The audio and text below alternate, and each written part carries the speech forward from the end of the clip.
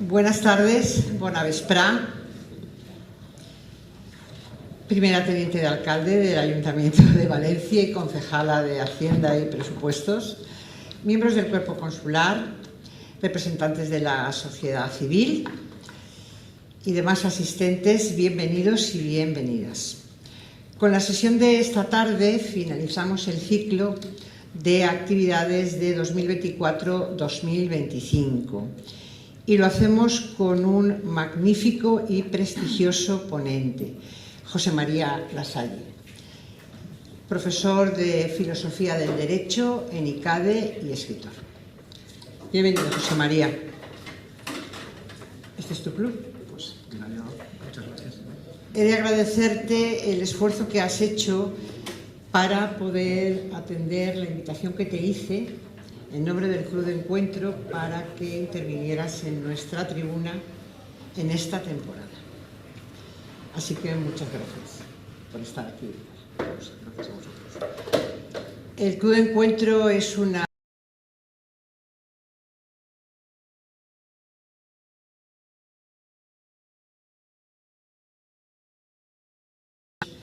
la escucha activa y el pensamiento crítico.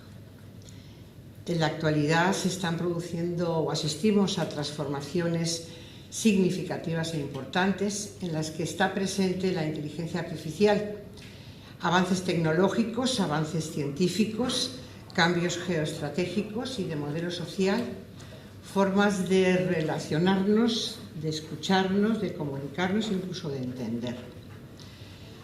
En el club hemos abordado algunos aspectos de la inteligencia artificial, preferentemente los que tenían que ver con aspectos tecnológicos o científicos y que estaban en pro del beneficio del ser humano.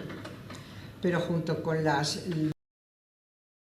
inteligencia artificial también están las sombras y evidentemente son muchas todavía las incógnitas, las preguntas que hay y hay que reflexionar y analizar esas respuestas que hay que dar. Y eso es lo que queremos hacer con tu guía.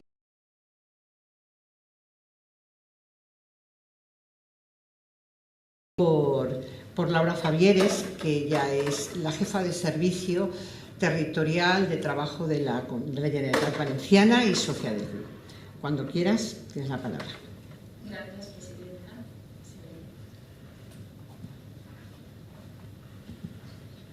Sí. Sí. Gracias, presidenta. Buenas noches, tardes, más bien. Gracias al Club de Encuentro por la organización de este acto y gracias a todos por su asistencia.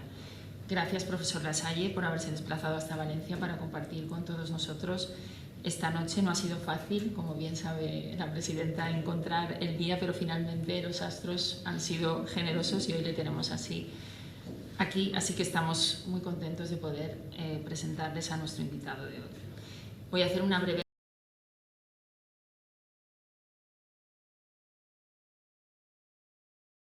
donde se licenció en Derecho. En 2011 fue nombrado secretario de Estado de Cultura, cargo que desempeñó hasta 2016 y desde entonces y hasta 2018 fue secretario de Estado de Agenda Digital, compatibilizando la actividad parlamentaria con la docencia en la universidad. En la actualidad es consultor de Filosofía del Derecho en la Universidad Pontificia de Comillas. Estos días, cuando me planteaba cómo presentar al profesor, que me hacía tanta ilusión, pensaba cuándo y cómo descubrí al profesor Lasalle, que he sido muy insistente en traerlo. Y fue precisamente en uno de mis innumerables intentos de darle forma a mi tesis inacabada de doctoral cuando le escuché en un congreso que me inscribí sobre inteligencia artificial y democracia, organizado por la Fundación Manuel Jiménez Abad en el año 2022. Y me sorprendió precisamente el cómo abordó los diferentes aspectos más controvertidos de la inteligencia artificial desde una perspectiva profundamente humanista. José María se define, y así su pensamiento, como un liberal que, lejos de lo que hoy representan los neoliberalismos, se decanta por un liberalismo que él califica de humanista.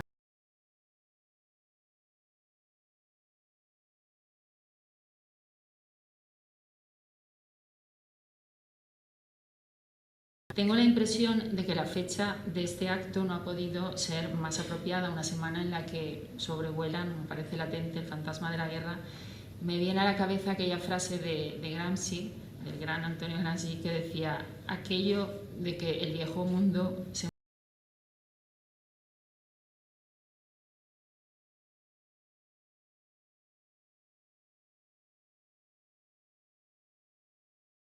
y filosóficas de la inteligencia artificial, y es que el título de su intervención de hoy, la inteligencia artificial, el dilema de nuestro tiempo, pone el acento precisamente en esa compleja decisión a la que el ser humano se enfrenta por vez primera en la historia. La propia etimología de la palabra dilema proviene del griego dis, dos veces, lema, premisa, supone la elección entre dos opciones posibles, dos opciones complejas. ¿Cuáles son estas dos opciones?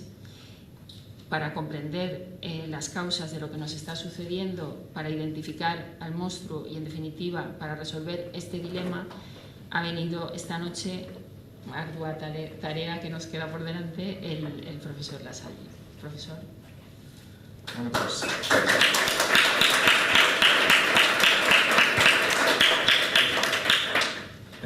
pues muchísimas gracias por la presentación de Amparo, por las palabras de Laura, por la presencia de todos los que estáis hoy aquí asomándoos a esta exposición que voy a hacer sobre el dilema que afronta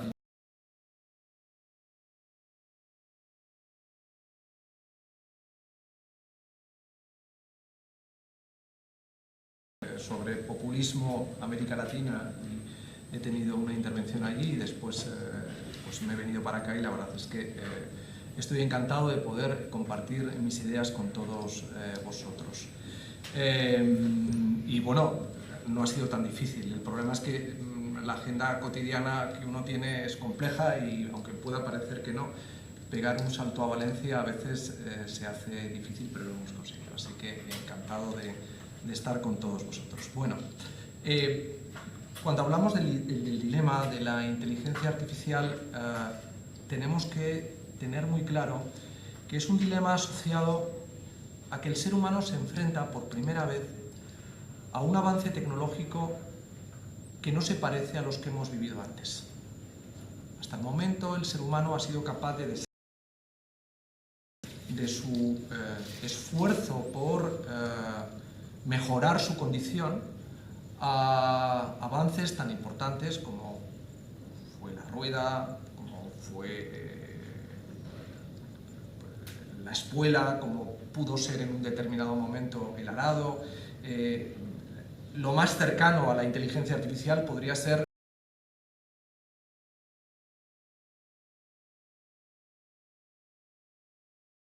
industrial, que hizo posible la expansión de la prosperidad que desarrolló la revolución industrial asociada a la máquina de vapor.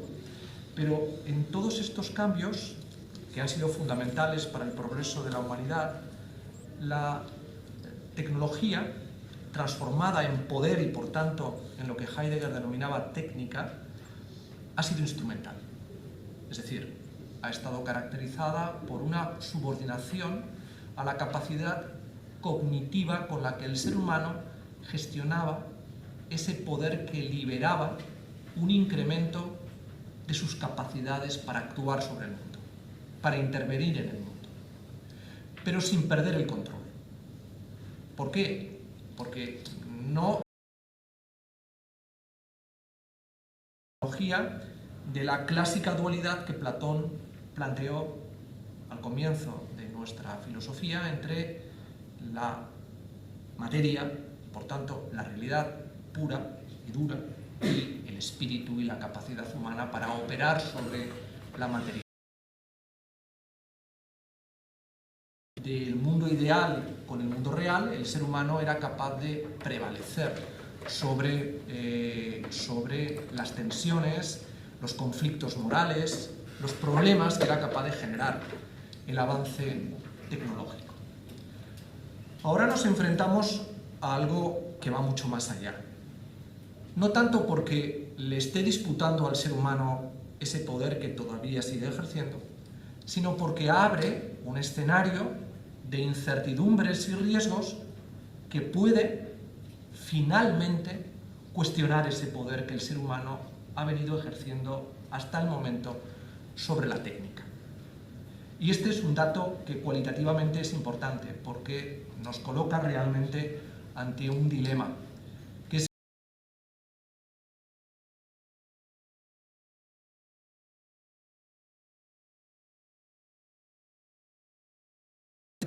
tendrá la inteligencia artificial. Porque la inteligencia artificial nace como un producto de la técnica, pero es un producto de la técnica que le disputa al ser humano la capacidad de pensar. De hecho, aunque tenga una naturaleza objetual, es una cosa, es una realidad no espiritual,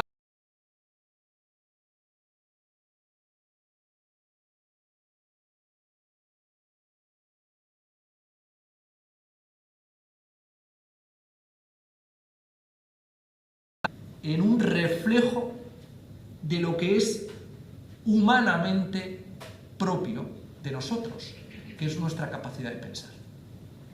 De hecho, la inteligencia artificial nace como eso, hace 70 años, como un intento de desarrollar un pensamiento maquínico que mejore las capacidades humanas del pensamiento. Y ahí hay un componente utópico en su ADN, en el arranque y en el desarrollo de lo que es la inteligencia artificial en sus orígenes, que marca una diferencia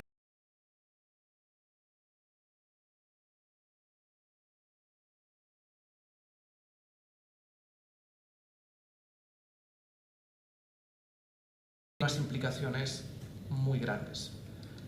En un ensayo que yo he publicado sobre este tema, trato de definir a la inteligencia artificial desde una mirada estrictamente filosófica como algo que quiere ser alguien, consciente pero sin conciencia. No digo que sea consciente, ni digo que sea alguien, pero el desarrollo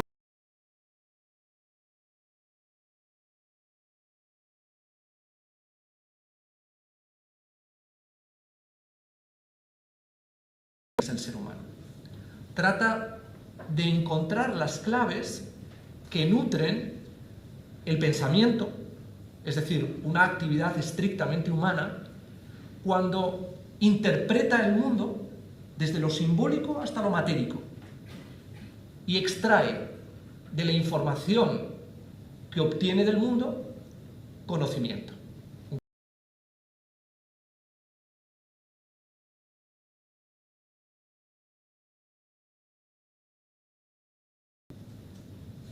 Exposición de algo que pretende ser alguien es una constatación que a lo largo de 70 años ha ido escalando en su perfeccionamiento.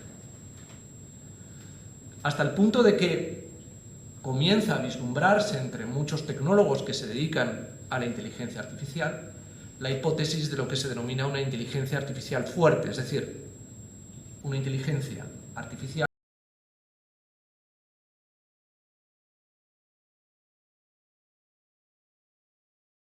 definir como la consciencia de uno mismo, que no tiene que ver con la conciencia, que es un producto moral a través del que juzgamos en términos morales las consecuencias que las acciones conscientes proyectan sobre los demás o sobre el mundo.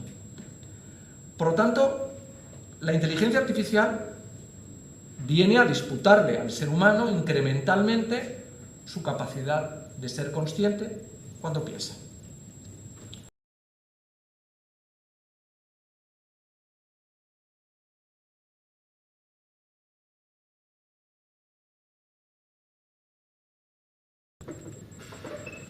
De esa obsesión que nace con la modernidad a partir del Renacimiento, porque el ser humano puede intervenir en el mundo y mejorarlo de acuerdo con sus propósitos, a través de un uso político de la técnica.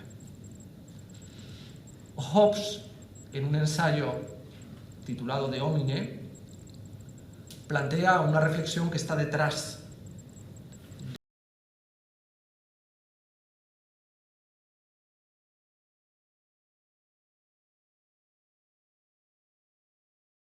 poder para actuar e intervenir en el mundo. A través del conocimiento de las leyes físicas, de las leyes naturales, el ser humano comprende mejor cómo operar sobre el mundo. Y es más, mejorarlo. De ahí surge el pensamiento utópico que acompañará también el desarrollo de la modernidad y que formará parte de ese deseo de progreso que a partir del momento en el que arranca la modernidad científica estará de alguna manera acompañando al desarrollo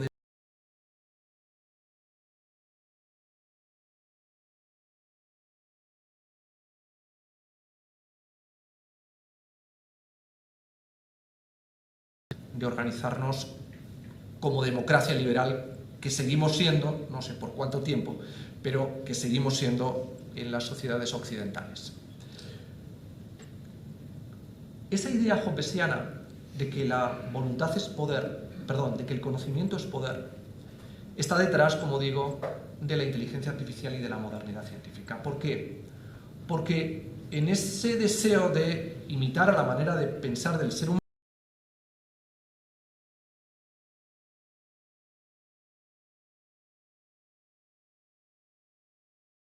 y las consecuencias de su imperfección las padecemos todos a través de la historia. Porque el político se equivoca, porque se deja arrastrar por la ambigüedad.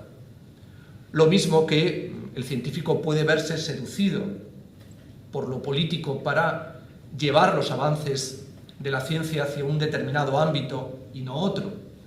Porque al mismo tiempo el desarrollo de ese conocimiento tiene unas consecuencias económicas que afectan a la estructura a través de la cual se organiza la generación de la prosperidad y de su reparto, etcétera, etcétera. Es decir, en la inteligencia artificial también hace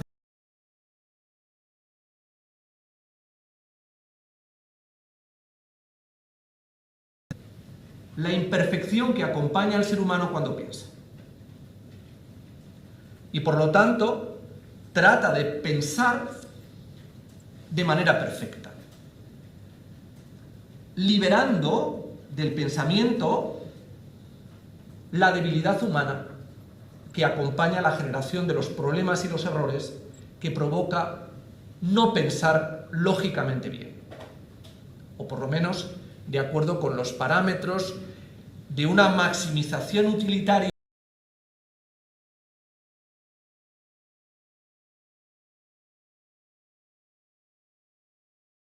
componente determinista que asocia al desarrollo de la modernidad científica vinculada a la inteligencia artificial no solo con el pensamiento utópico, sino con el determinismo denunciado por Popper, cuando plantea que hay una búsqueda en el pensamiento marxista como una evolución del propio pensamiento de la modernidad, que lo que pretende es desarrollar una construcción utópica que nos libere a los humanos de las injusticias que ha generado y provocado la historia.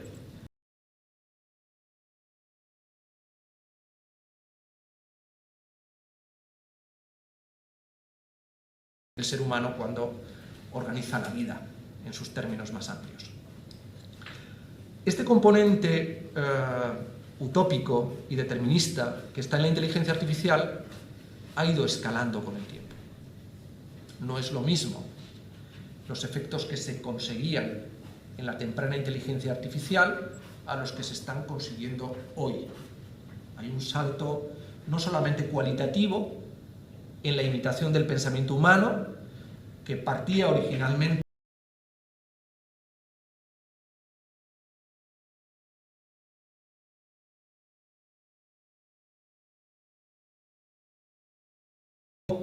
ha entrado en la propia construcción del pensamiento a través de las redes neuronales. Y hoy en día, y si habéis tenido ya ponentes que han hablado sobre el estado de situación de la inteligencia artificial desde un punto de vista técnico, hoy lo que está haciendo posible los sistemas de inteligencia artificial generativos, es decir, aquellos que se aproximan a lo que hace el ser humano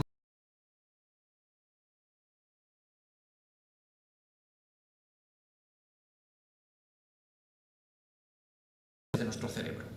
Y por tanto están conectando a la inteligencia artificial con la neurociencia.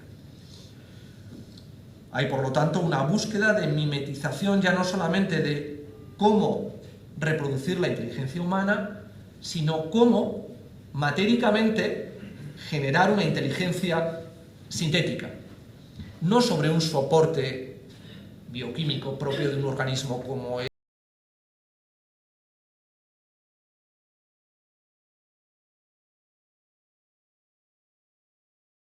humanas.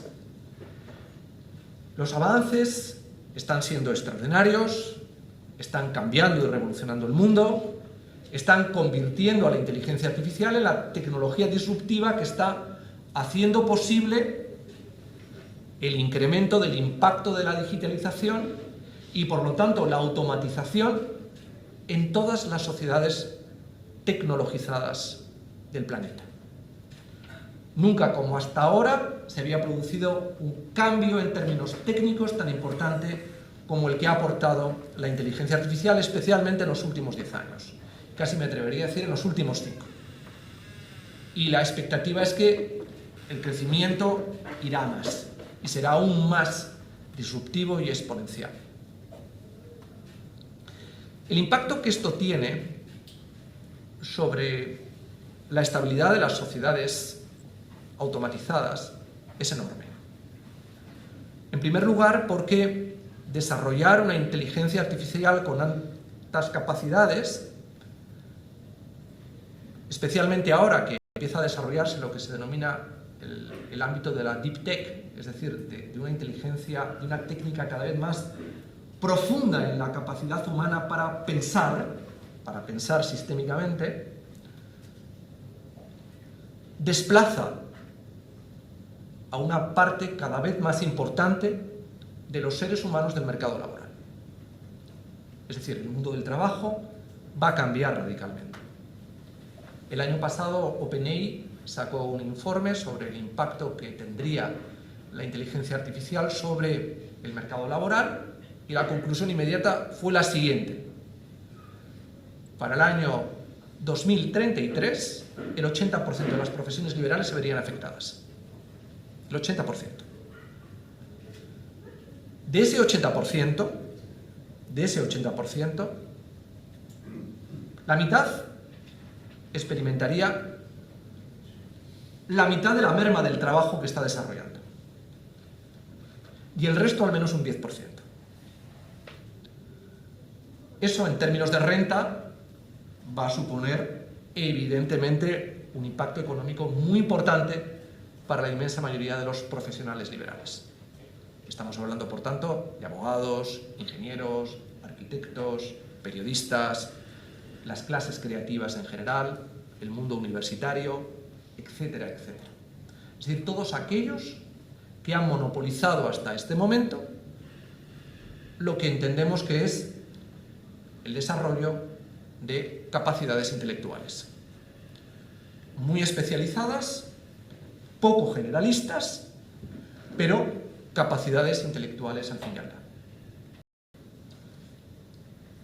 El MIT publicaba también el año pasado otro informe en el que auguraba que alrededor del año 2090 la inteligencia artificial superará al ser humano en todos los ámbitos en los que se desarrollen capacidades intelectuales.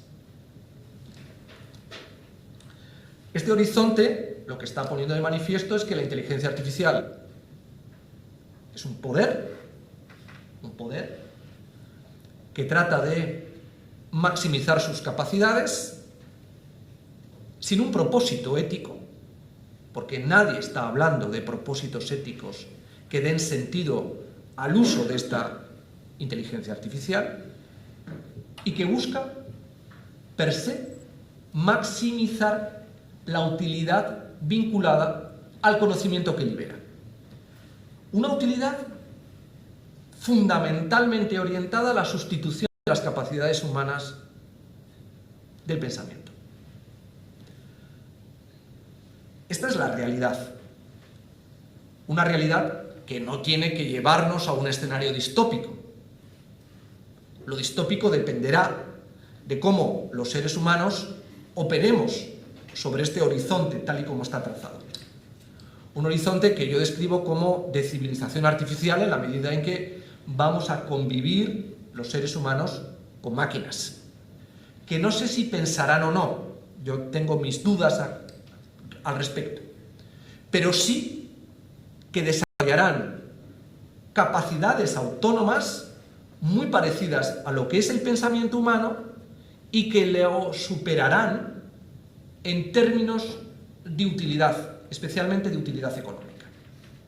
Por eso el ser humano tiene que identificar qué valor añadido quiere agregar a lo que la inteligencia artificial va a proporcionar. Y para eso hace falta afrontar un modelo de gobernanza que desde la política hasta la educación, en su base, piense cómo vamos a convivir con la inteligencia artificial. Y esa es una tarea a la que la política tendría que estar dedicada, en cuerpo y alma, con todas sus capacidades y con todo el talento que sea capaz de desplegar. Y es una responsabilidad de las sociedades democráticas, especialmente, abordar esto, porque hay alguien que sí lo está haciendo, y lo voy a decir así abiertamente, y es nuestro enemigo sistémico, se llama China, y lo está haciendo de manera consciente porque quiere construir un Estado plataforma, es decir, un Estado que sea en sí mismo una inteligencia artificial.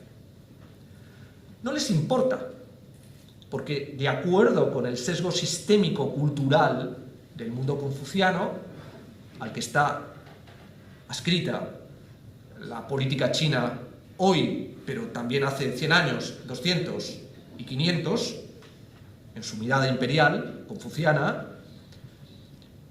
la inteligencia es el poder. No es que el conocimiento sea poder, no, la inteligencia es el poder. Ya puede ser una inteligencia maquínica, aristocrática, humana o no. La inteligencia hace posible algo que es fundamental para el pensamiento confuciano: el orden. El ser humano tiene una responsabilidad: introducir el orden en la naturaleza. No la acción, que es un constructo de la civilización occidental. El orden. Por eso, su inteligencia está siempre jerarquizada. Ellos tienen claro su propósito: el control social. Son plenamente conscientes de que los cambios culturales que va a implicar la inteligencia artificial requieren salvaguardar el orden y el control social. ¿Para qué? Para seguir siendo lo que siempre han sido: el centro del mundo, que eso es lo que significa China. No quieren proyectar una hegemonía más allá de sus fronteras, pero quieren ser el centro del mundo. Frente a eso, nosotros estamos atrapados en un diseño que, como decía hace un rato cuando citaba a Hobbes, es profundamente anglosajón en el planteamiento del desarrollo de las capacidades de la inteligencia artificial, un diseño que, por lo tanto, pone énfasis en las utilidades prácticas vinculadas a la generación de prosperidad que acompañan buena parte del desarrollo de la modernidad científica del mundo anglosajón, que siempre han tenido una visión empírica y pragmática de lo que el conocimiento aportaba, han sido siempre muy recelosos de un pensamiento más aristotélico, teórico, basado en un pensamiento más meditativo que utilitario. Les ha llevado a la situación actual, donde Estados Unidos ejerce un liderazgo que ya no es hegemónico, pero es un liderazgo sobre el planeta, y Europa tiene una mirada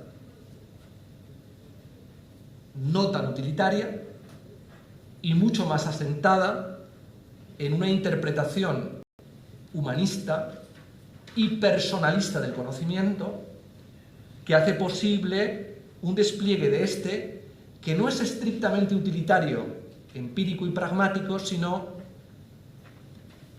humanista,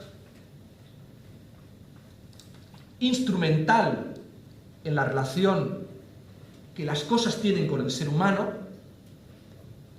y sujeto a propósitos éticos donde lo trascendente forma parte de una tradición judeocristiana que es un fundamento constitutivo de su identidad y que hace que, a diferencia de los anglosajones, que solo saben hablar del individuo, nosotros recubramos al individuo de un componente personal que los anglosajones no tienen. María Zambrano definía a la persona como el individuo dotado de conciencia. Y ese elemento humanista no está en la esencia del pensamiento anglosajón. Estuvo, porque el pensamiento de Locke y el pensamiento de los clásicos del liberalismo anglosajón se inspiran directamente en el pensamiento de la escuela, de la escolástica española. Locke no podría entenderse sin Francisco de Vitoria o Suárez, o Mariana, o los grandes pensadores de la segunda escolástica. Lo que pasa es que, como otras muchas veces en la historia, a veces nos arrebatan ciertos avances intelectuales y nos colocan una leyenda negra, pero en cambio nos arrebatan algo que fue una enorme aportación que desde el derecho internacional público a lo que representa el derecho de gentes ha sido fundamental para entender cómo pueda ser la idea del Estado compuesto o del pacto entre el rey y el pueblo, etcétera, han vertebrado una parte sustancial de la teoría política de Occidente, que en el fondo es una herencia grecolatina, con todo lo que eso representa. Europa tiene, por tanto, una responsabilidad a la hora de pensar qué quiere hacer con sus capacidades para desarrollar una inteligencia artificial propia. Y esa es una responsabilidad que tenemos los europeos. Sobre todo cuando todo el mundo percibe con claridad que la inteligencia artificial hoy es lo que marca la lucha por la hegemonía que libran Estados Unidos y China. Porque quien tenga una inteligencia artificial más avanzada que su contrario tendrá armas con capacidad letal mayor, porque no tendrán a quien dispare detrás ninguna conciencia sobre la ambigüedad de la decisión que puede tomar el mando que ordena matar a alguien, tendrá empresas plataformizadas mucho más competitivas que el otro, porque desarrollarán una capacidad de explotación del conocimiento que sobre el mercado potencial y sobre la liberación de capacidades para identificar nuevos modelos de negocio le dará una ventaja competitiva que desplazará a su contrario y permitirá que su gobierno tenga mecanismos de control social transparentes o no, mayores que su adversario, porque conocerá mejor la movilidad de sus ciudadanos, sabrá mejor cuáles son sus gustos, qué preferencias políticas en un determinado momento puede reflejar a través de las redes sociales, etcétera, etcétera, etcétera. El conocimiento es poder. Por lo tanto, quien mejor gestione el conocimiento, y hoy en día, cuando por primera vez en la historia tenemos capacidad para registrar toda la información que el ser humano es capaz de liberar en tiempo real, su archivo también, ese conocimiento que se extrae de esa información ya no la pueden extraer las inteligencias humanas colectivas a través de la administración, la empresa en su sentido más estricto, los estados, la universidad, sino que solo se puede gestionar desde sistemas de inteligencia artificial. Este es el dilema al que nos enfrentamos. ¿Cómo gestionamos esta realidad que no es transparente porque no acabamos de entender lo que es la inteligencia artificial? Y es importante aportar una mirada crítica sobre lo que es la inteligencia artificial. Es algo fascinante. Es algo que nos asoma casi, me atrevería a decir, al poder de la magia que la creación humana es capaz de liberar cuando trata de perfeccionarla, utilizando la ciencia, el conocimiento, la investigación. Pero no deja de haber una tentación prometeica, mefistofélica, me atrevería a decir, que nos asoma a unas complejidades morales para las cuales el ser humano tiene que estar a la altura de la responsabilidad del poder que está liberando. No podemos trasladar ese poder a otros. Tenemos que empoderarnos sobre él. No como un centauro, ni tampoco como un cyborg, ni tampoco como esa imagen del trabajador que Junger desarrolló en los años 30 para pensar la relación del ser humano con la técnica, sino que tenemos que hacerlo probablemente desde una mirada sobre el conocimiento distinta a la que hemos venido manejando hasta el momento, que supone la recuperación aristotélica de la sabiduría y no del conocimiento profesionalizado y especializado que la modernidad científica desarrolló para ser más eficiente en la capacidad de intervención sobre el mundo. Eso supone un cambio de paradigma cultural. Supone pensar la inteligencia artificial desde la condición humana. Pensar la inteligencia artificial desde la idea de que si la inteligencia artificial va a ser un artífice, el ser humano debe ser un autor.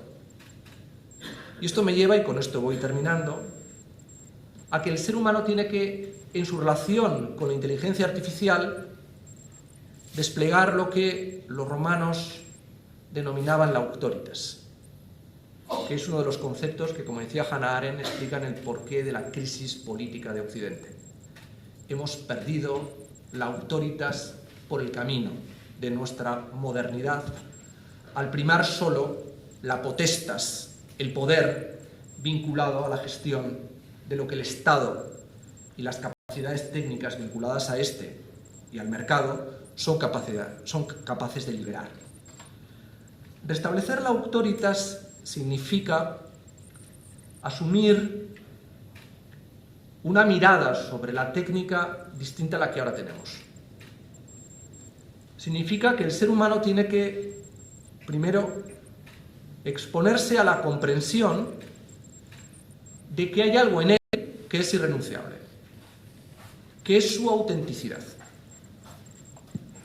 Auctoritas genera la palabra autor, pero genera la palabra autoridad y, sobre todo, autoría en el sentido de lo auténtico, la autenticación que acompaña a la labor de dar fe de lo que es real y no ficticio. Y démonos cuenta que una parte muy importante del mundo que está construyendo la digitalización es la simulación de lo humano. Hablábamos al principio de que la inteligencia artificial busca simular el pensamiento humano. Simularlo para perfeccionarlo, sobre la base de una voluntad de poder que es deseo, de perfectibilidad. Pero simulando esa perfección. Por eso es determinista y por eso es utópico. Y por eso, en el fondo, aloja una potencialidad nihilista e inhumana, como todos los totalitarismos, porque pretende tocar la totalidad de lo humano. No dejar ningún territorio tabú, ajeno a la intervención de la inteligencia artificial. El ser humano tiene que ser capaz de resignificar su relación con la técnica y particularmente con la inteligencia artificial desde la idea de que hay una parte irrenunciable de él mismo que tiene que ver con la condición humana y que se basa en la permanente interiorización que cada uno de nosotros hacemos a través de nuestra vida de los límites de la vida humana. La condición humana está basada en sus límites. El ser humano es un ser limitado en sus capacidades, pero en su capacidad para proyectarse más allá del tiempo. El ser humano está limitado por su corporeidad, está limitado por su biografía, está condicionado permanentemente por la alteridad que los otros nos plantean. Y la digitalización se basa en destruir los límites. ¿Por qué? Porque en la simulación se necesitan datos que imiten al ser humano, a partir del conocimiento que la información de esos datos nos da. No nos asustemos con la reflexión que estoy planteando. Creo que me estáis siguiendo.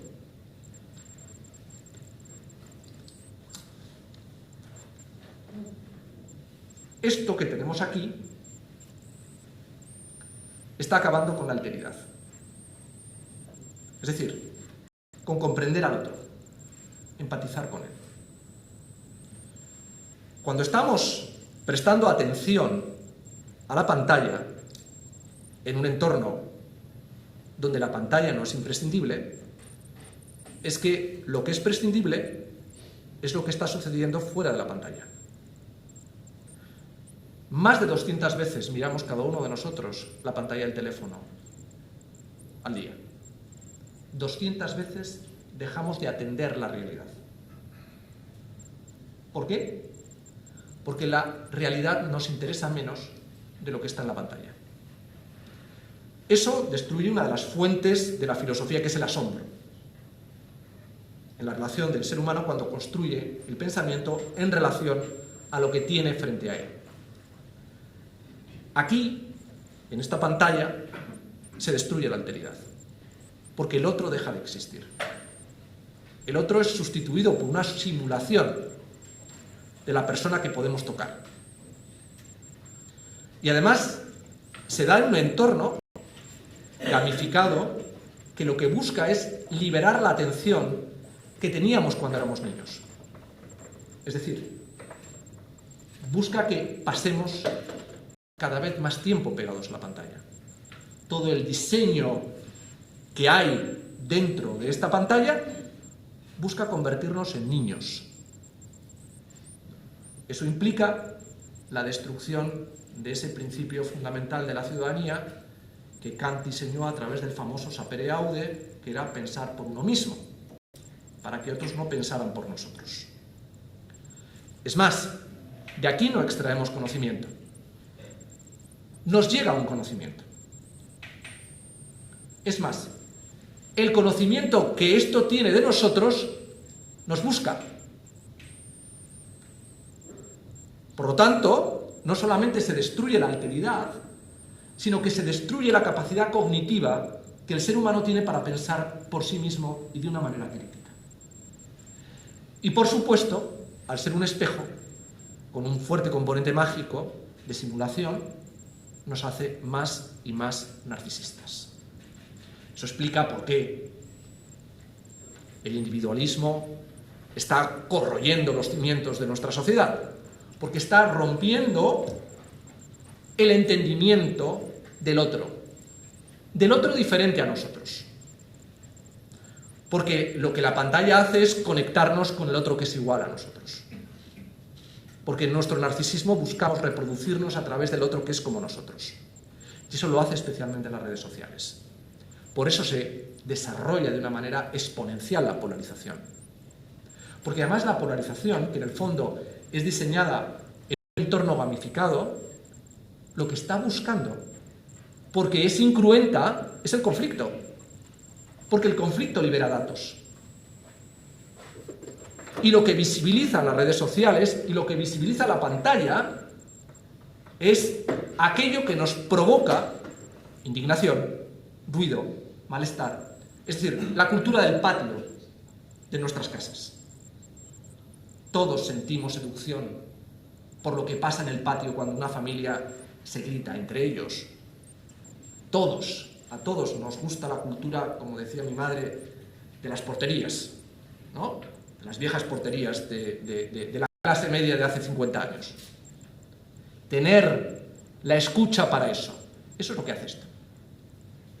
Y ahí es donde se genera la búsqueda de identificaciones en una simpleza del conocimiento que nos llevan a las redes sociales y a los populismos, que hacen que la realidad tal y como la entendemos se descomponga cada vez más de una manera simplificada.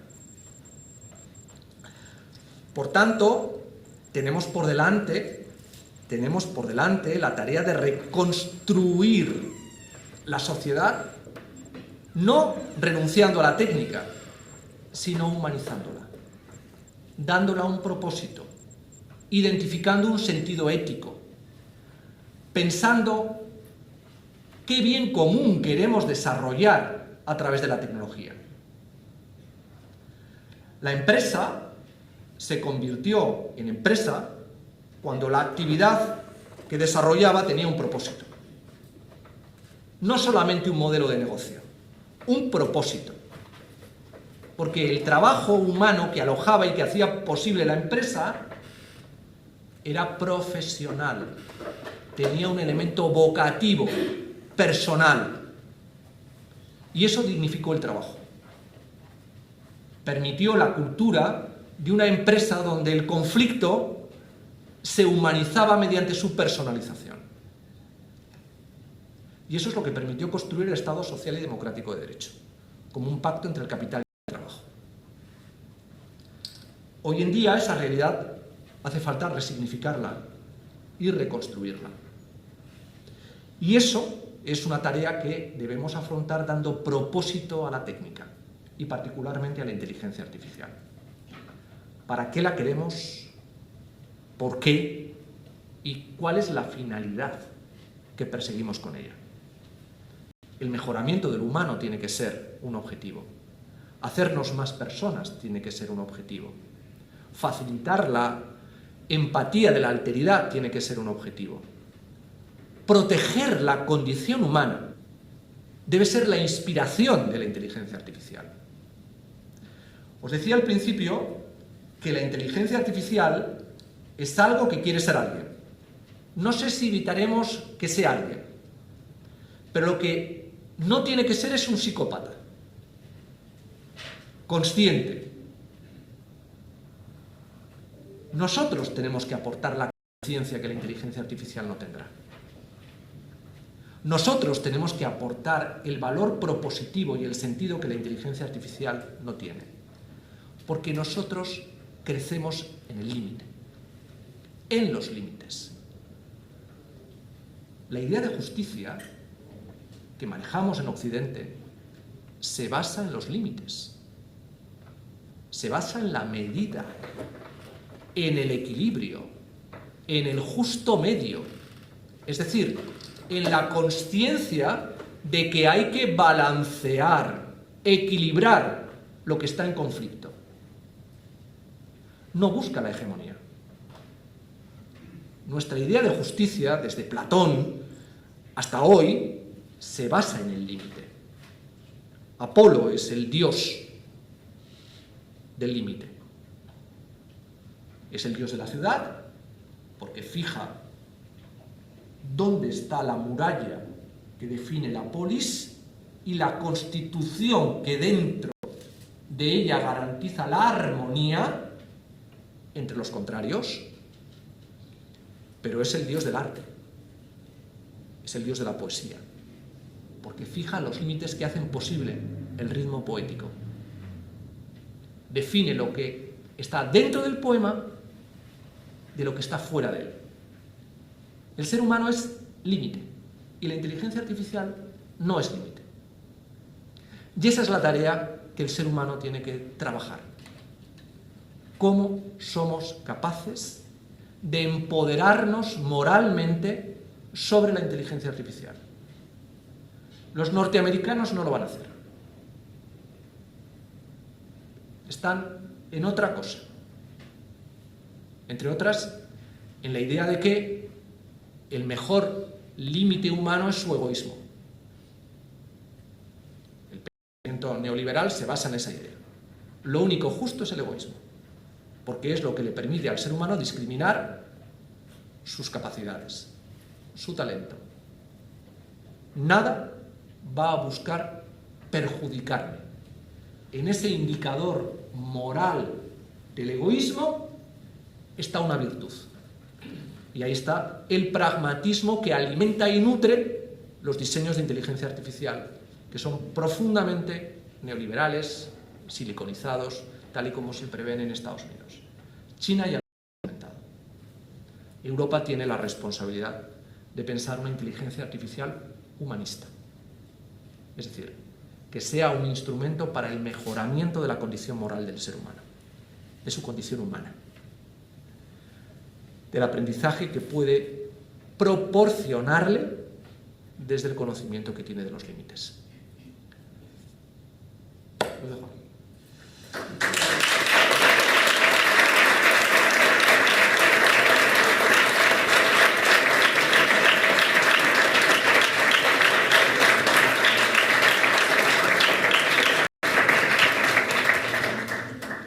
José María, muchísimas gracias por esta magnífica conferencia, reveladora, instructiva, inquietante, pero siempre con ese atisbo de esperanza, ¿no?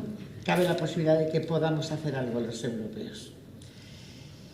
Pues como yo tenía razón, yo tenía especial interés en que viniera José María para que se abriera una vía en el club, un camino en el club de reflexiones respecto de algunas cuestiones que creo que a lo mejor no sé si estaremos en el 33 ni en el 90 ni nada por ese estilo, ¿no? Pero de momento estamos aquí y al menos cada uno hace dentro de la responsabilidad y sus posibilidades lo que, hasta donde puede llegar. Así que muchísimas gracias, José María, también muchísimas gracias a Laura, socia siempre activa en estas cuestiones, y como bien sabéis los asistentes, si alguno quiere hacer en esta sesión de la conferencia alguna pregunta o consideración a José María, pues vale, pues un momentito. Madre mía, José María se pasó de aquí. Muy bien, el primero que ha levantado la mano es Tomás, que lo tengo aquí delante, después, por favor, y después Raúl, y después, por favor, pido a todos que sean brevedad preguntas. Brevedad de preguntas, por favor. Pero me permitirás que felicite al ponente por su extraordinaria conferencia. Por supuesto. Entonces, vaya lo primero, la felicitación. Lo segundo, yo soy jurista y a mí cuando se hablaba de una persona que quiere ser una cosa, me recordaba a las personas jurídicas, que en realidad son cosas que pretenden ser personas. Y los juristas hemos vivido siempre en el mundo de la ficción. Por tanto, me parecía que la inteligencia artificial en ese sentido es una ficción. Y eso me llevaba a una reflexión. Ficciones depende de los autores y parece que la inteligencia artificial no existe una única inteligencia artificial, no es una tecnología única, sino que cada cual puede dotar a la inteligencia artificial. Es una pregunta, yo no lo sé porque no soy tecnólogo, pero ¿puede cada persona dotar a la inteligencia artificial de los matices que quiera o no? Por tanto, podemos hacer una inteligencia artificial humanista y podemos hacer una inteligencia artificial que busque maximizar el beneficio, por ejemplo, o una inteligencia artificial que busque maximizar determinados valores morales. ¿O no lo podemos hacer? Cuando hablábamos de cuando hablaba de que la inteligencia artificial es algo que pretende ser alguien, me refería a que lo que está buscando es imitar al ser humano cuando piensa, ¿de acuerdo? Y cuando piensa puede hacerlo como autor o como artífex, que es un matiz que los romanos desarrollaban a la hora de distinguir el uso del auctoritas. Auctoritas viene de un verbo fascinante de raíz indoeuropea que es augere, que significa aquello que da completitud a lo creado. Es decir, la manera que los romanos envolvían la obediencia al poder era la aportación del respeto al poder que debía obedecerse, que atribuía el auctoritas. Es decir, el poder debía ser obedecido, pero mejor un poder obedecido basado en el respeto que sin la auctoritas, el respeto nacido de lo que ahí confluía, que era la completitud del efecto que proyectaba sobre la acción. Esa idea, que es fascinante porque creo que, como decía Hannah Arendt, el problema de la crisis política de Occidente es que en un determinado momento desapareció la auctoritas de lo político.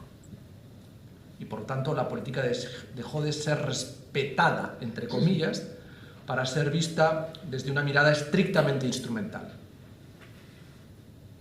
Hay sistemas de inteligencia artificial que pueden ser artífex, es decir, que se ciñan estrictamente a una gestión de la información que ofrecen las máquinas en el Internet de las cosas.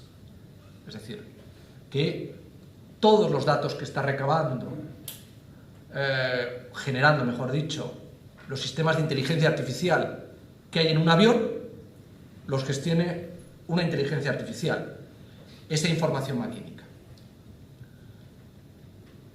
Puede ser una inteligencia artificial sistémicamente utilitaria aplicada a la medicina, en la evaluación de los contrastes, en tags que tengan que ver con el cáncer.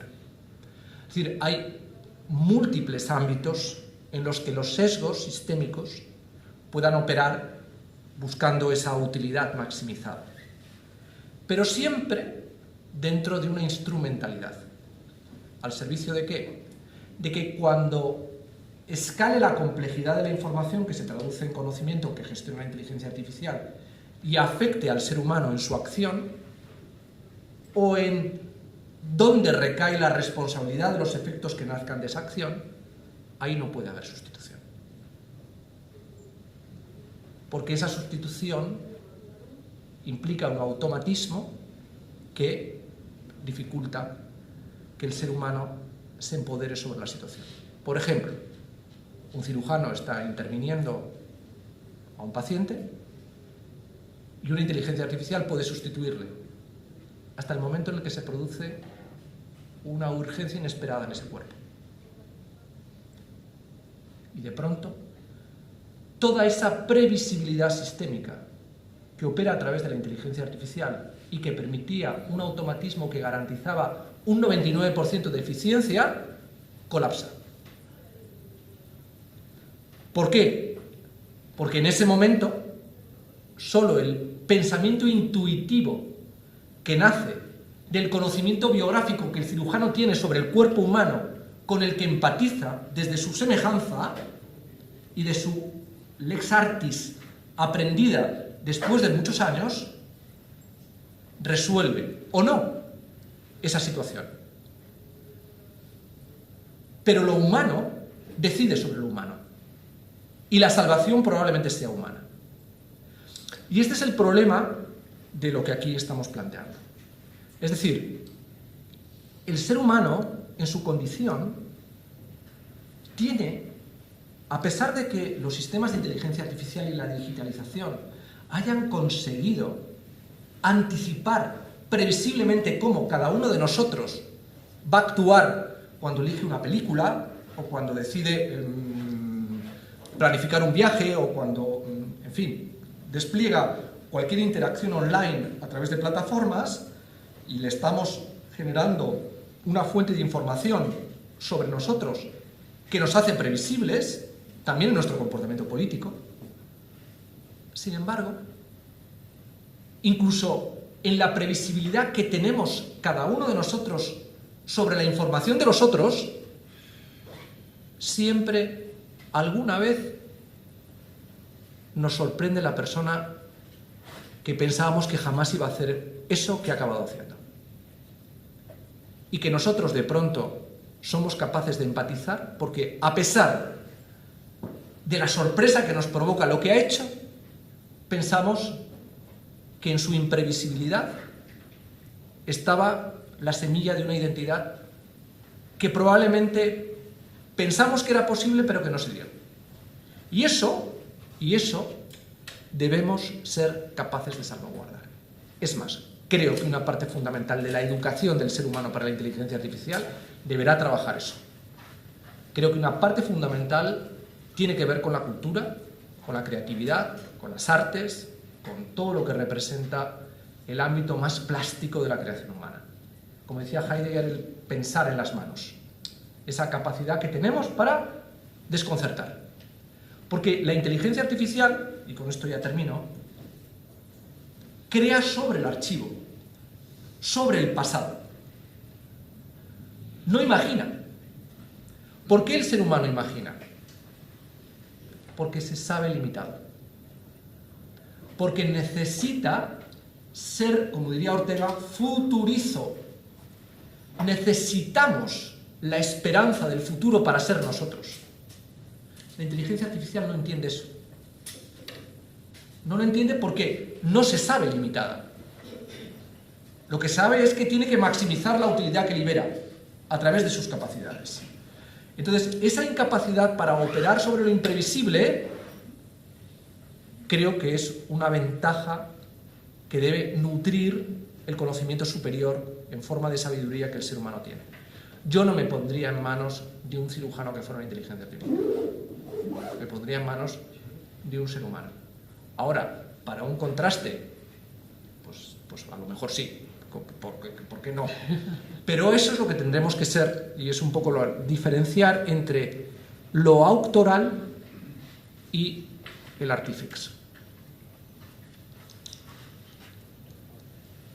Había pedido la palabra, tenemos 3 palabras, a ver, tenéis que ser, por favor, muy amables de hacer la respuesta. Aquí en la segunda fila, después Eleuter y después Raúl, ¿no? Muchísimas gracias por la ponencia, me pareció sumamente interesante, y esta idea de ser algo que quiere ser alguien, eso yo creo que nos lo llevamos todos hoy, ¿no? En esta idea de la inteligencia artificial como un como sí, en esa simulación, y más pensando en la inteligencia artificial generativa, que es un poco con lo que más nos ha sorprendido últimamente, que en realidad podríamos decir que no piensa, predice, porque en realidad son sistemas estadísticos y que están llenas de sesgos, igual que estamos nosotros, así que lejos de conseguir esa perfección de la que nosotros carecemos. A mí me gustaría saber, porque claro, se habla de los agentes políticos, ¿no? Los factores que entran en juego, ¿no? Toda la parte económica, la parte política, social, y de la necesidad de que establezcamos un propósito, y sobre todo a nivel europeo, ¿no? Por esta tradición que tenemos más de tener conciencia de los valores. Pero a mí me gustaría saber, no tanto el ser humano, sino, siendo un poco como un Unamuno, el humano de carne y hueso. Entonces, ¿qué papel crees que puede tener la sociedad civil? Es decir, aquellos que no jugamos ningún puesto político ni nada de eso, los ciudadanos de a pie, que debería ser esa ciudadanía crítica. ¿Qué papel crees que debemos jugar y si se está haciendo algo en esa dirección para que lo hagamos bien? Bueno, yo creo que lo fundamental es precisamente desarrollar una conciencia crítica en la propia sociedad, es decir, que la sociedad reclame, que se plantee este debate. Creo que es un debate importante, es decir, debemos preocuparnos por dotarnos de la mejor regulación posible en términos de desarrollar políticas públicas que garanticen que estos diseños de inteligencia artificial no beneficien solo a unos pocos, sino que estén de alguna manera orientados al bien común y al beneficio de todos, ¿no? Y que ese beneficio tenga que ver más con el progreso moral que con la simple y pura utilidad. Pero eso depende de nosotros, depende del debate social que planteemos. Es decir, yo ahora mismo, mi batalla está con mis alumnos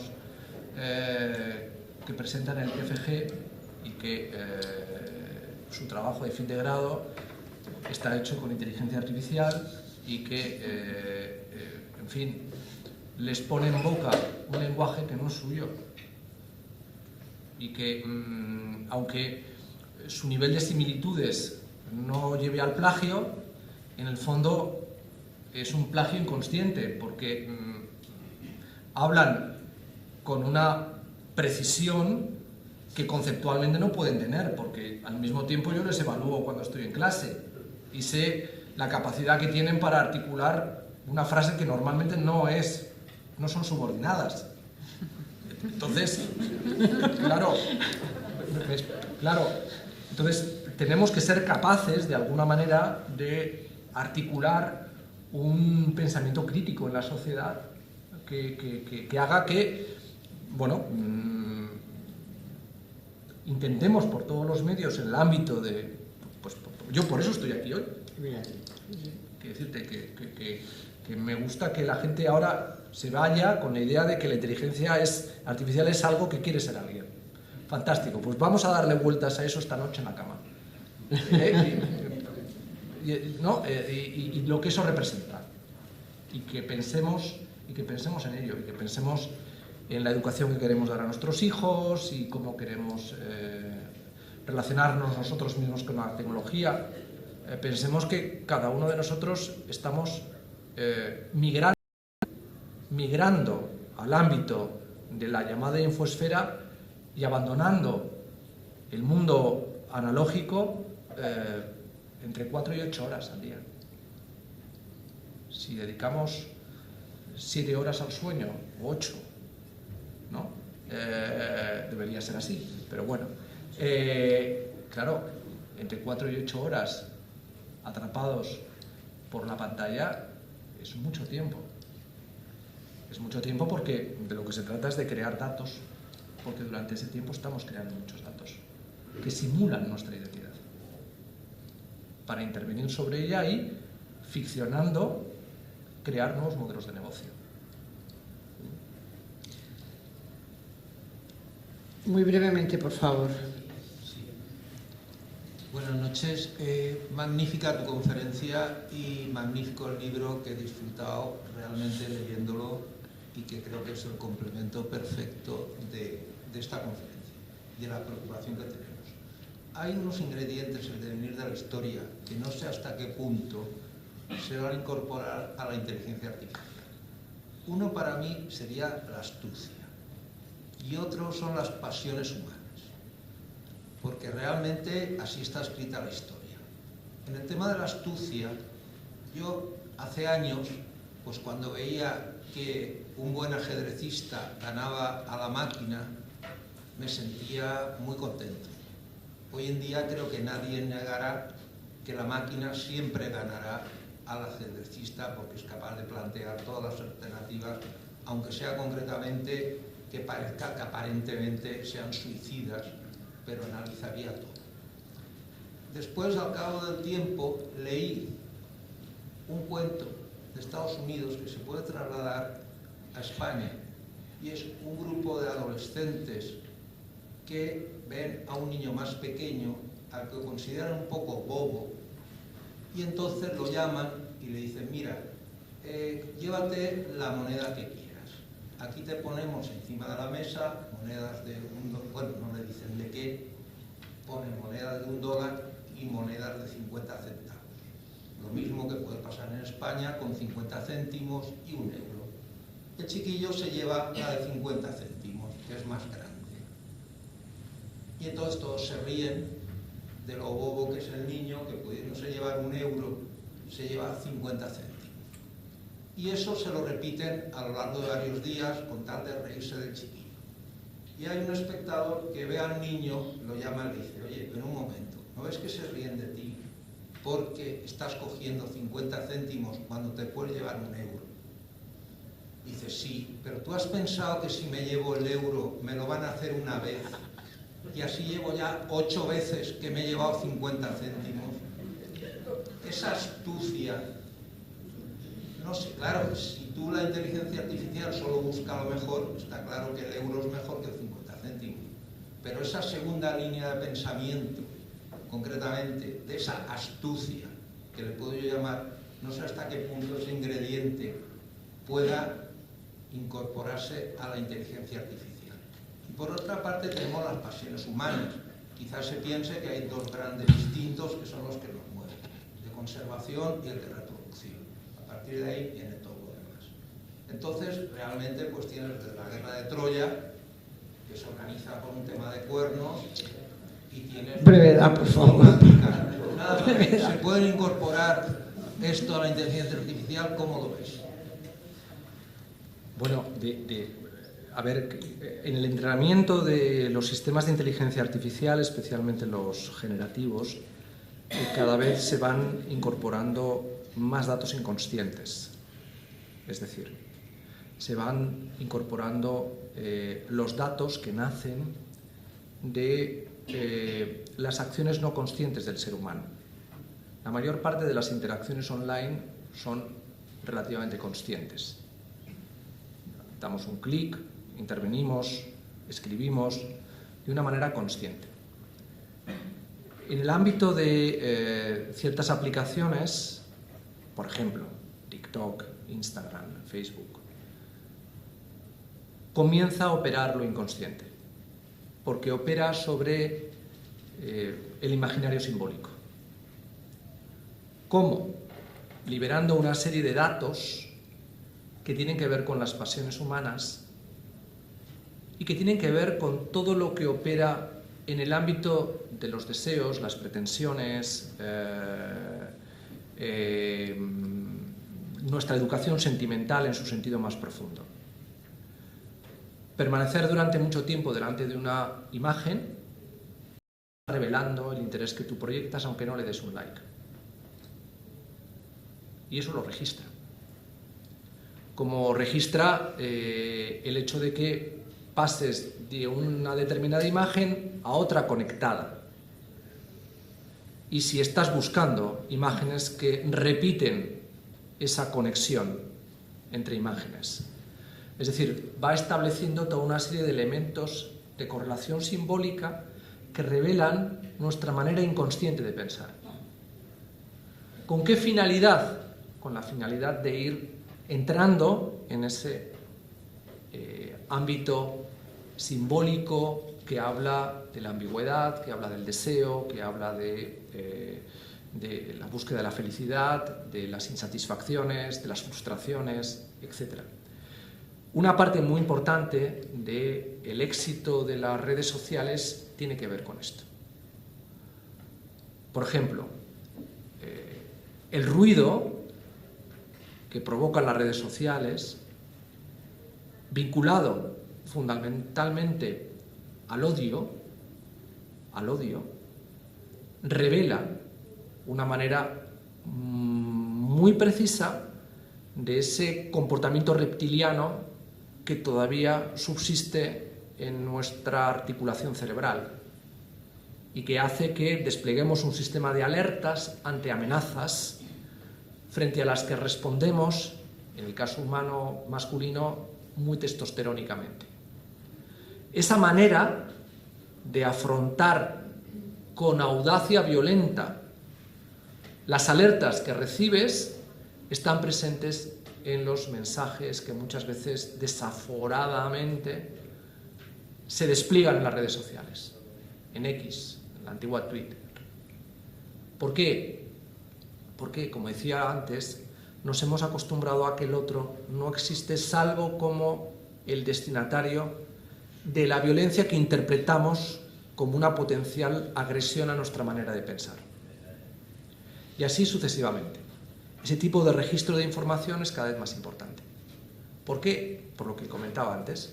porque lo que estás buscando es reproducir la manera de pensar del ser humano.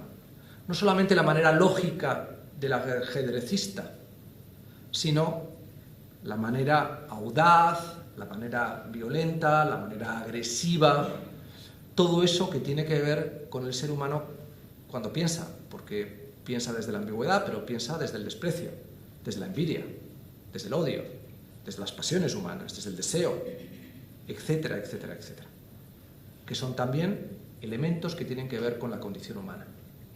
Por eso es importante la cultura, porque nos asoma al conocimiento de esas pasiones. Y debemos ser capaces de preservarlas como un ámbito fundamentalmente humano. Sí. Vamos a finalizar con la pregunta de Raúl. Levanta la mano si eres tan amable para que la señorita te vea. También pido brevedad. Gracias, profesor, por su intervención y por compartir sus conocimientos. Ha sido un placer. Mi pregunta, antes quisiera ponerle en un escenario propio. Yo, por una parte, escribo poesía y por la otra gestiono empresas a nivel de relaciones laborales. En ninguno de mis dos quehaceres, la inteligencia artificial ha aportado un valor añadido en cuanto a lo que pudiera hacer un humano. Por una parte, la poesía me ocupa muchas horas, pierdo las horas en la noche y esa fatiga embellece mis palabras. Y por otra, la inteligencia emocional juega un papel fundamental en las relaciones humanas. ¿Cree usted que más allá de ponerle ese punto, ese énfasis, que bien podemos encontrar, por ejemplo, en las redes sociales cuando hablamos de inteligencia artificial, nosotros tenemos que basarnos más en evidenciar los límites de esa inteligencia emocional? Por una parte podría ser, por ejemplo, el arrepentimiento en la poesía, que es la vuelta del poeta, y por otra esa inteligencia emocional que hace posibles las relaciones laborales a un nivel humano. ¿Cree usted que somos nosotros los que tenemos que hacer evidentes esos límites para poder continuar adelante con ese desarrollo de la inteligencia emocional, de la inteligencia artificial? Muchas gracias. Pues solo puedo decir que sí, en la medida en que precisamente así es como vamos a ser capaces de construir esa autoritas que el ser humano necesita ejercer sobre la inteligencia artificial para que ésta encuentre el propósito que por sí misma no tendrá. Es decir, que la introducción de la inteligencia artificial tiene que liberarnos capacidades que no tenemos. Es decir, proyectarnos capacidad para imaginar futuros que todavía no vivimos, pero que son posibles gracias a que el ser humano es capaz de trascender lo que está viviendo. Y eso se consigue a través de la inteligencia emocional, porque empatizamos, pero se consigue a través de la poesía porque imaginamos, porque soñamos. No se fracasa por soñar, sino por no hacerlo con la suficiente fuerza, ¿no? Pues eso, que de alguna manera es absolutamente imprescindible para desarrollar la condición humana, es lo que necesitamos fundamentalmente trabajar. Y aquí hay una fuente de desigualdad inmensa, porque quienes trabajen esto convivirán con la inteligencia artificial y no serán sustituidos. Estoy absolutamente convencido. Y desgraciadamente esto no está en los planes educativos. Esta es una de las grandes... Bueno, en la agenda política eso ya renuncié hace mucho tiempo a pensar que la agenda política puede hacerse eco de estas cosas. Cuando hemos hecho prácticamente desaparecer la filosofía, pues imagínate ya la poesía, ¿no? Mis hijas estudian en la escuela italiana y una de las cosas que más me fascina ahora que tienen 11 años es que el año que viene van a estar durante todo un año leyendo la Divina Comedia. Qué bien los italianos que mantienen el plan de estudios de Benedetto Croce. Pues no lo han cambiado desde los años 40, ¿no? Por lo tanto, qué bien que todavía cuando tienes 12 años estás un año entero estudiando la Divina Comedia, ¿no? Pues me parece mal. Ya podíamos estar un año leyendo el Quijote, ¿de acuerdo? Es decir, si leyéramos de un año el Quijote, ¿cuánto aprenderíamos sobre la identidad más profunda de lo español, por ejemplo? Yo en vez de educación cívica colocaba el Quijote a alguien para que lo leyera. O sea, yo hacía un examen sobre el Quijote a todos los que estén en política. Porque no hay experiencia de lo español más heterodoxamente española, más humanista, más empática, más imaginativa, es lo mejor que puede aflorar de lo español. Y sin embargo vivimos de espaldas al Quijote. ¿Cómo es posible eso? ¿No? Bueno, pues estas son las cosas que deberíamos ser capaces de reivindicar, es decir, de convertir realmente en el ámbito de desarrollo de una educación para la inteligencia artificial. Porque la inutilidad de lo inútil, en términos técnicos, es realmente lo que nos hace humanos. Así que enhorabuena por hacer esas cosas, que me parece que son absolutamente maravillosas e imprescindibles. Sí. Pues vamos a terminar con esta magnífica conferencia. Gracias, profesor Lasalle, por ofrecernos esta jornada que nos invita, pues eso, a la reflexión, el análisis, aunque empiece en periodo estival, pero que creo que es coincidirán muchos socios conmigo, un broche de honor y de lo que es el Club de Encuentro, terminar con una intervención como la tuya esta temporada. Así que muchas gracias por estar aquí y en principio volveremos a partir de septiembre a retomar nuestras actividades.